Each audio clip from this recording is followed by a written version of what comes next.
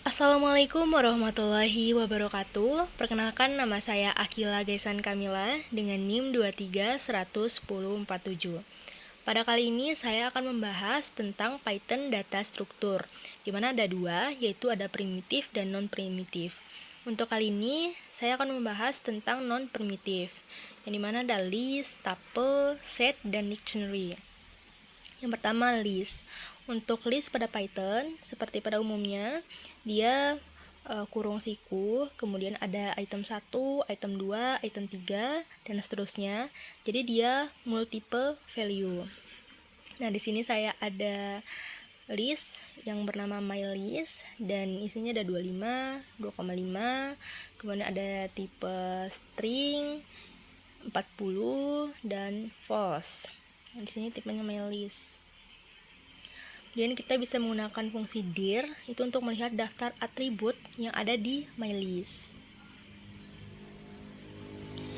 Nah, di list sendiri dia bisa menampung beragam struktur data seperti pada contoh print list. Nah, ini dia hasilnya 10 yang merupakan integer, kemudian hello yang merupakan string, 14,4 yang merupakan bilangan koma ya. Kemudian ada false, dan di sini ada list dalam list atau sublist. Jadi kita dapat mengakses satu elemen pada list. Indeks list itu dimulai dari 0, jadi diakses dari kiri. Misalnya di sini contohnya list 4 atau list indeks keempat. Berarti kalau 10 ini adalah indeks 0, hello indeks 1, 14,4 itu indeks 2, false indeks 3, dan string yang 1, 2, 3 ini adalah indeks keempat. Maka kita print di sini. Nah, ini dia 1, 2, 3 itu adalah indeks keempat. Kemudian list indeks 0. Nah, ini 10. Selanjutnya kita bisa mengakses elemen list dapat dimulai dari min 1. Kalau dia minus itu diaksesnya dari kanan. Misalnya ini list min 1 yaitu 1, 2, 3. Yang sebelumnya dia adalah di indeks 4 ya. Tapi karena dia dari minus maka dari kanan dia menjadi indeks min 1. Selanjutnya list min 2. Nah, ini false. Lalu kita dapat melakukan switching pada list dengan menggunakan list, kemudian start index, lalu titik 2 stop index. Sekarang kita coba lihat, kita punya list di sini ada 10 hello sampai 1, 2, 3. Nah, kita coba untuk print index ya. Di sini kita list indeks 1. Untuk start indeksnya itu 1, kemudian stop indeksnya itu 4. Jadi kita akan print indeks ke 1 sampai sebelum indeks 4. Artinya nanti akan 1 sampai 3 ya. Nah, ini udah hello 14,4 false. Di hello ini indeks ke 1, 14,4 indeks kedua, dan false indeks ke-3. Selanjutnya ini ada list 3 sampai 5. Jadi yang di print adalah indeks 3 sampai sebelum 5. Berarti 3 sampai 4. Nah, ini dia hasilnya. 3 dan 4 yang akan di print. Nah, jika start index tidak didefine, maka start indexnya itu akan mulai dari 0. Misalnya di sini contoh list, kemudian di sini kita tidak mendefinite apapun, kemudian titik 2, 4. Jadi dia akan mulai dari 0. Ini dia hasilnya 0, hello, 14,4, false. Jadi dia dibaca dari indeks ke 0 sampai dengan indeks 3. Ada 4 ya. Ini contoh selanjutnya ada list, kemudian titik 2 minus 1. Jadi dia dibaca dari kanan juga. Ini 10, kemudian hello 14,4 false. Jadi sama saja untuk nilainya. Kemudian ini juga kalau misalnya kita ingin membaca list juga, dia harus dari kecil ke besar. Misalnya di sini contoh ada list -4, kemudian titik 2, -2. Kalau misalnya dia dibalik, misalnya -2 terlebih dahulu dibanding -4, dia akan error. Jadi error. Nah, ini dia contohnya. Jadi intinya dia akan membaca dari -4 sampai sebelum -2. Kemudian jika stop index tidak didefine, maka stop index sama dengan maksimum indeks pada list. Ini di sini list 3.2, kemudian indeks maksimumnya itu tidak, indeks stopnya itu tidak didefine, maka dia akan ngeprint semuanya dari indeks 3. Nah, di sini kita juga bisa kombinasi positif indeks dan negatif indeks. Di sini list untuk indeks 1 sampai dengan sebelum indeks min indeks 2 akan di print hello dan 14,4. Nah, kalau kita menggunakan indeks di luar jangkauan list seperti contoh list kemudian titik 2, 7, sedangkan kita tidak sampai indeks 7, maka dia akan membaca untuk semua dari list tersebut, isi list tersebut dari 10 sampai 1, 2, 3. Kemudian kita bisa mengakses elemen list dalam list. Nah, blok list terluar itu ditulis terlebih dahulu, diikuti blok list di dalamnya. Seperti di contoh list 4, karena indeksnya untuk sublist itu ada di indeks keempat. Selanjutnya yang ingin kita print itu 1. Nah, jadi 4, indeks 4 dan indeks 0. Maka hasilnya adalah 1. Gitu juga seperti contoh selanjutnya, list indeks 4. Kemudian kita bisa pakai list juga di sini. Kemudian, list itu bersifat mutable, sehingga kita dapat mengganti dan delete elemen list. Seperti di contoh, kita punya list ini 10, kemudian hello 14,4, hingga sublistnya 1, 2, 3. Saya akan mengubah list 0 atau list di indeks ke 0 itu menjadi 20. Nah, ketika sudah saya ubah, sini kita bisa lihat sudah berubah untuk indeks 0-nya itu jadi 20. Kemudian saya juga ubah list indeks kedua menjadi string cinta. Nah, value pada list yang diubah itu tidak harus satu tipe data ya. Kita juga bisa reassign multiple item dan list dengan menggunakan list. Nah, dimensi list dengan list yang diinputkan itu sama. Seperti contoh, maka apa yang kita ingin ubah itu sesuai dengan yang diinputkan. Lalu bagaimana jika dimensi yang diinputkan itu beda? Dimensi slice itu lebih kecil daripada dimensi listnya.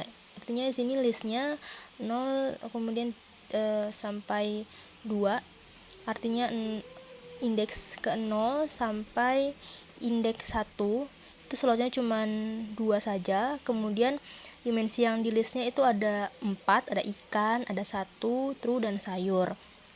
Maka nanti untuk indeks 0 dan indeks 1-nya akan diganti dan selanjutnya akan tetap terinput semuanya. Untuk list yang sebelumnya akan tergeser. Jadi di sini hasilnya ikan 1, true, hingga sub listnya yang 1, 2, 3. Nah, kalau misalnya dimensi listnya itu lebih besar dari dimensi list input, seperti sini ada slotnya ada 4, tapi yang diinputkan itu cuma 2 saja, maka list yang sebelumnya itu akan hilang dan digantikan dengan 2 list yang baru diinput gitu. Kita juga bisa delete item pada list. Jadi item dengan indeks yang di atasnya akan mengisi indeks yang dihapus. Ini dengan perintah del, kemudian list, kemudian indeks yang ingin dihapus. Dapat menggunakan delete untuk dengan list. Selanjutnya ada bulletin function pada list. Di sini ada beberapa, tapi kita tidak akan membahas semuanya. Di sini ada append, kemudian clear, copy, count, extend, index, insert, pop, remove, reverse, sort. Nah, yang pertama kita bahas adalah append. Dia itu menambahkan item ke dalam list. Untuk posisi itemnya itu ada di paling akhir nantinya. Di sini contoh saya punya list ini, my list, ada ayam, kemudian sampai 4,5. Saya menambahkan mylist.append. Saya menambahkan nilai 3 ke dalam mylist saya. Nah, ini dia hasilnya, dia 3 ini akan berada di akhir. Kemudian kita juga bisa menggunakan string mylist.append, kemudian he.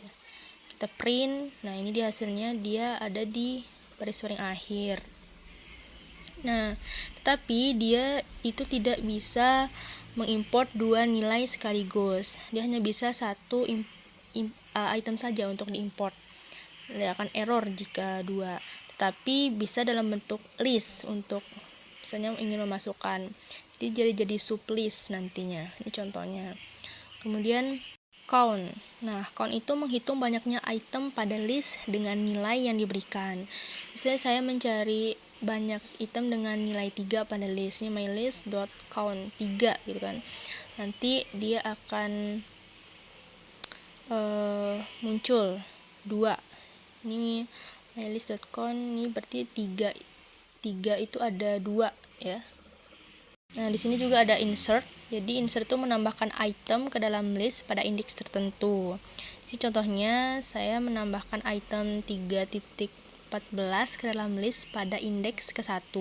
Jadi dia bisa disesuaikan ingin memasukkan item tersebut pada indeks keberapa. Jadi mylist.insert 1,3.14. Nanti dia akan berada di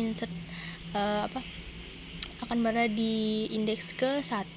Sini kan ayam 0. Kemudian sini dia di indeks 1 3,14. Lalu jika indeks pada insert itu lebih besar banyaknya indeks pada list, maka item yang ditambahkan akan disimpan di akhir list. Contohnya ini mylist.insert 100 dan test out of range. Artinya kan kita tidak punya indeks sampai 100, maka dia akan diletakkan di paling akhir nih contohnya. Test of range. Itu juga apabila lebih kecil, ini minus 80, maka dia akan diletakkan di paling awal list nantinya. Selanjutnya ada indeks. Nah, indeks itu mencari posisi item pada list. Jika lebih dari satu item yang ditemukan pada list, maka yang dikembalikan itu adalah item yang pertama ditemukan. Di sini contohnya ada mylist.index ayam. Di sini ayam ada di indeks ke-0. Kemudian saya akan coba tambahkan ayam ya. Jadi ayamnya ada 2 di indeks awal dan indeks akhir. Tapi di sini karena dia membaca yang pertama temukan, maka indeks ayamnya itu indeks yang ada string ayam itu ada di indeks ke-0. Selanjutnya ada fungsi len, itu mencari ukuran list. Nah, di sini len mylist 5. Jadi ukuran indeks di mylist itu ada 5. Nah, selanjutnya adalah struktur data tuple. Di sini menggunakan kurung biasa, kemudian di dalamnya ada item. Jadi itemnya itu dipisahkan oleh koma dan bebas untuk tipe datanya.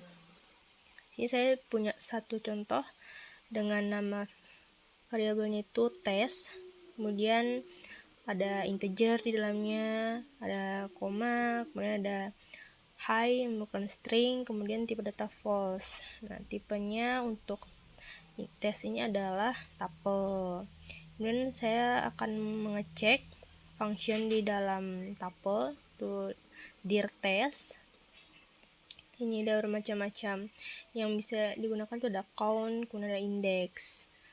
Selanjutnya tuple itu tidak immutable item, tidak bisa diisi ulang dan tidak bisa di-delete, tidak seperti list. Di sini contohnya ada tes, kemudian 0 sama dengan 23, maksudnya tes indeks 0 sama dengan 23, itu akan error. Tuple object does not support item assignment. Jadi dia tidak support. Kemudian di sini ada tes sama dengan 1, 2, 3. Nah, ini namanya tuple packing. Dia itu mengisi multi value ke dalam satu variabel. Ini banyak ke satu. Ini contohnya tes 1, 2, 3. Kemudian X, Y, Z sama dengan tes. Nah, ini namanya tuple unpacking. Satu ke banyak. Tapi dia harus sesuai dengan jumlah value sebelumnya. Misalnya di sini kan ada 1, 2, 3. Berarti jumlahnya itu harus 3 juga. X, Y, Z. Sini saya coba tes. Y, 2, benar. X, itu hasilnya 1. Z, hasilnya 3. Nah, selanjutnya building function pada tuple itu ada beberapa. Selanjutnya saya di sini mendeklarasikan ulang untuk tuple-nya. Tes sama dengan 10,15, 10, 15,5, kemudian ada high dan false. Test.count high. Di sini jumlah high itu ada 1, kemudian test.index high, sini dia ada di indeks kedua. Kemudian ada function len test, dia ada 4 ya. Selanjutnya, struktur dataset. Di sini dia menggunakan kurung kerawal. Ada item 1, item 2, item 3, dan selanjutnya dipisahkan oleh koma. Nah, di sini saya punya satu baris untuk set. Ini namanya mySet. Ada tipe data integer, string, kemudian dia itu tidak bisa diisi list, set, ataupun tuple. Kalau diisi, maka dia nanti akan error. Nah, selanjutnya di sini saya cek tipenya ya, set. Saya akan cek apa saja yang ada di set dir myset. Sini lumayan banyak untuk isinya, ada remove, update, dan lain sebagainya. Nah, keunikan dari set ini, yang pertama, dia tidak menyimpan data duplikat. Kemudian dia auto sorting otomatis dan heterogen tapi immutable item. Item tidak dapat di resign atau diganti. Kemudian dia itu tidak bisa di delete. Nah, proses searching untuk data besar atau banyak menggunakan set itu lebih cepat dan fleksibel. Seperti di sini contohnya, set sama dengan ini ada tipe data string hell, kemudian 1, 9, 13, 12, ada false, kemudian ada 10,9, ada string, di sini stringnya 2. Jadi ini pertama dia bercampur, untuk ada stringnya bercampur dengan integer, tidak berurutan. Ketika dia menggunakan set, maka hasilnya ini berurutan dari integer semua, kemudian tipe data false, lalu string. Kemudian set itu support function discard, pop, clear, remove, add, len, and max. Nah, di sini saya akan menambahkan integer 7 ya, myset.add 7. Nah, langsung dia akan masuk ke dalam datasetnya berurutan dari angka, kemudian string. Di sini myset.port, dia itu menghapus value paling depan. Sini sebelumnya saya sudah hapus 1, jadi misalnya ada 2, 3, 5, 7, satunya sudah terhapus. Kemudian myset.remove 2, itu artinya menghapus nilai berdasarkan value, bukan indeks. Oleh karena itu, mengapa dia tidak bisa dicek menggunakan list atau indeksnya? Karena dia itu selalu berubah-ubah nilainya, dia menyesuaikan. Nah, di sini sebelumnya saya sudah remove 5 terlebih dahulu, makanya sisanya ada 3, 7. Kemudian hello world, kelinci. Lalu dia juga bisa support len, ada 4 untuk lennya. Baik, selanjutnya struktur data dictionary. Dia itu key value berpasangan dalam bentuk key value. Ini saya punya contoh baris data untuk struktur dictionary. Di sini tipenya dict, kemudian saya ingin mengecek apa saja value di dictionary, dir. Nah, di sini banyak sekali fungsi-fungsi yang dapat digunakan. Kemudian selanjutnya untuk melihat isi dari My Dictionary yang sudah kita buat barusan, kita tinggal memanggil My Dictionary. So all element. Nah, kemudian di sini kita dapat mengakses value by key di dictionary-nya dengan mengetik My Dictionary, kemudian tinggal kita panggil key-nya. Beda kalau dengan list kita menggunakan indeks ya. Nah, selanjutnya di sini juga contohnya ada My Dictionary list key, nanti value-nya akan keluar. Nah, change value by key in dictionary. Jadi kita bisa mengganti isi dari isi value-nya seperti di list juga, tapi dia menggunakan key. Nah, ini dia contohnya My Dictionary, kita pakai key data, kita akan ganti dengan Hello World Update. Nah, sekarang udah berubah untuk untuk value-nya. Kita juga dapat delete item in dictionary dengan key. Bisa menggunakan ini fungsi del My Dictionary. Kemudian dalam kurung key. Ini dia sudah di delete. Ini juga kita dapat melihat ngeprint isi dari value-nya sama seperti list tadi. Seperti list key, kemudian 1 sampai sebelum 3 gitu kan, nanti dia akan keluar nilainya, value hello 3,4 gitu. My Dictionary ini juga sama, dia pakai slice gitu. Sekarang di sini saya membuat custom dict, jadi key-nya sama ya, sama tapi value-nya berbeda.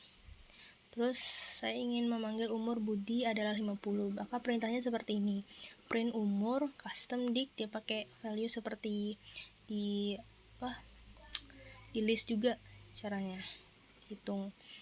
Kemudian boolean in function di dictionary itu ada len. Nah, di sini len My Dictionary sama seperti perintah sebelumnya. Ini ada len-nya ada 6. Kemudian dengan fungsi get, kita dapat mengambil value pada dictionary berdasarkan key. Misalnya by dictionary get 1, 10. Ini untuk yang contoh kedua, ini ada get data, dan keluar value-nya. Nah, kenapa kita pakai key? Karena kalau menggunakan key itu, kalau menggunakan get itu tidak akan ditemukan error pada dictionary tapi kalau kita nggak pakai get-nya biasanya itu akan error.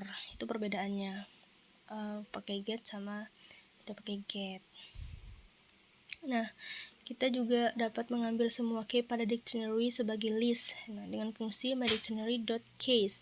Jadi nanti semua key-nya itu jadi list. Kemudian bisa juga mengambil semua value dictionary sebagai list gitu.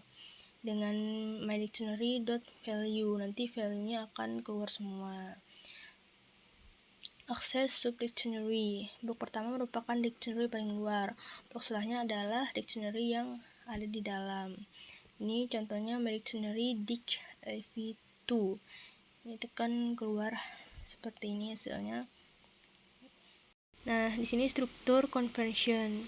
Jadi dia ada set, list, tuple, dictionary. Dia bisa merubah jenisnya, misalnya dari list ke set. Di sini saya ada contoh tipe list. Kemudian kita bisa lihat tipenya list, karena saya akan ubah dia menjadi tipe set. My set sama dengan set kurung my list sesuai namanya value yang kita buat. Kemudian nanti kita cek my set. Nah, sesuai nilainya seperti yang pada my list, tapi tipe datanya sudah berubah menjadi set.